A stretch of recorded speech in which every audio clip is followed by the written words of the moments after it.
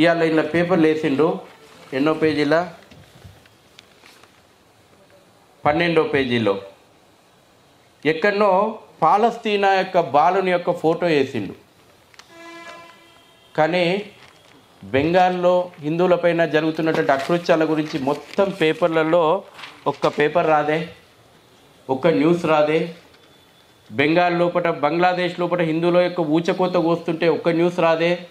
5 నెలల 5 రోజుల పసికందుని తీసుకొని నర్మదా నది దాటింది తల్లి. ఏడ్చుకుంటా ఆ వీడియో చూస్తుంటే బుక్కకు కళ్ళు నీళ్ళు ఆగుతలేవు ఆ తల్లికి. ఆ తల్లి కన్నీటి బాధ ఎందుకు ఈనాడు పేపర్లో రాదు? ఎక్కడనో ఆల్ ఐసాన్ రఫా అన్నటువంటి వాళ్ళు సెలబ్రిటీలు, ఒకనికి మించి ఒకడు పోటీపడి, ఒకడు జై పాలస్తీనా అంటాడు పార్లమెంట్ లోపట. ఒక ఆమె బ్యాగ్ వేసుకొని వస్తుంది, ప్రియాంక గాంధీ, పాలస్తీనా బ్యాగు.